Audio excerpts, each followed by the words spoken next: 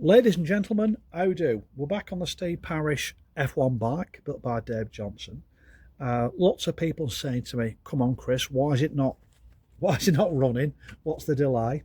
Well, the delay is I'm just making sure I've got the detail right on the bike. I don't. I could quite easily get an auxiliary tank and start it up as is.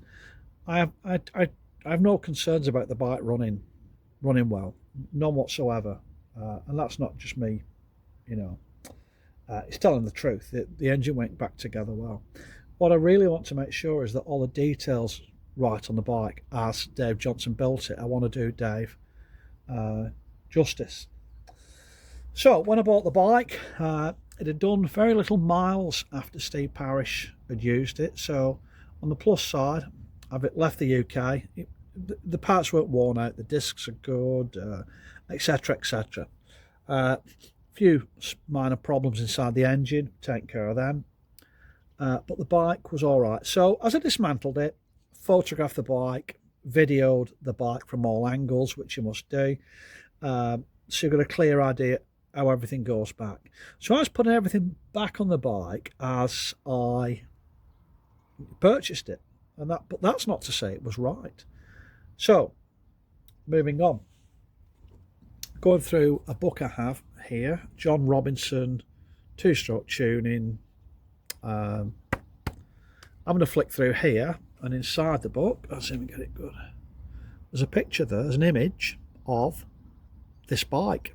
This was published in 1986.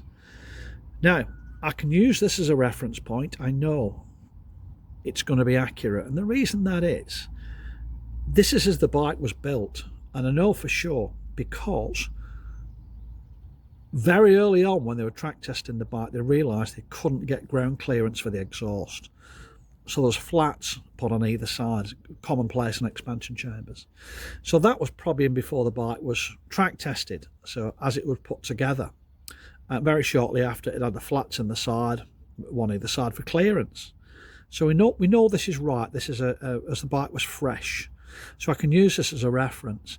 One of the first things I noticed was the bolt in the yoke for the rising rate rear suspension link.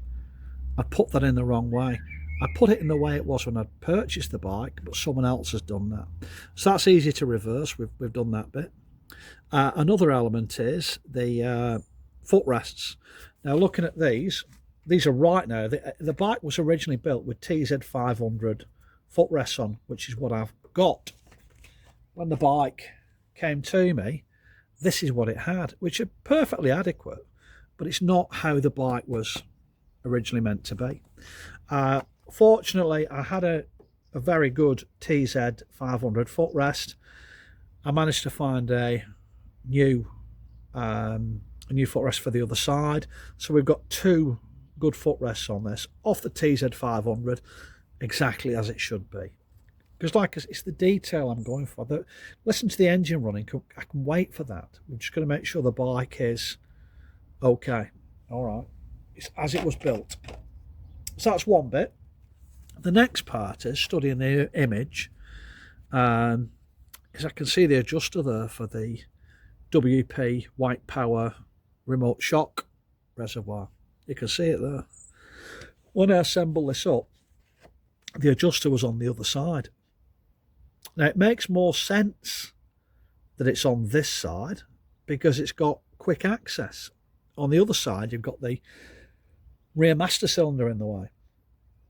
So that makes more sense. So today I've had the rear suspension mechanism off it, supporting the bike at the back, removed the rocker arm linkage, the yoke, put these bolts in the right way, repositioned the WP white power remote reservoir. I've also put some pressure into this as well to make sure, because I overhauled the shock myself, because no one knows anything about these older shocks.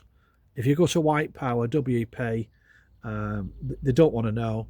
It's too old, no information, etc., etc. They'd rather do stuff for KTM, and that's all right by me. So I've stripped it, done that myself, had a new high pressure hose made, and it's gone back together. I've pressurized it. I've obviously filled it with oil and bled it, pressurized it. All that's working good. I'm pleased with that. So today it was looking at detail. These bolts in the right way, the correct foot rests on the bike, and repositioning the rear shock and the remote reservoir. So we're getting that little bit closer to starting the bike, but I want to have the bike completely finished with the bodywork on, all the paintwork done, all the correct decals on it, and looking exactly as it was. I'm in no rush to get the bike started. My major concern with this is the detail and getting the bike right, and that has been really helpful. There's lots of, I've got quite a few images of the bike, don't get me wrong, but normally with it on the track, with Steve racing the bike, publicity photos, some of them are grainy, and you can't get the level of detail. But I'm quite happy with what we have here, and I've been able to correct a few items on the bike. Okay, so there we are, that little bit closer. Don't ask me when it's going to be running. It's when it's finished, that's when it's going to be running. Okay, listen, ladies and gents, look after yourselves. Check my other videos out on YouTube, of which there are many. There'll be more coming along with different bikes on there as well. And yeah, look after one another, everyone, and be lucky.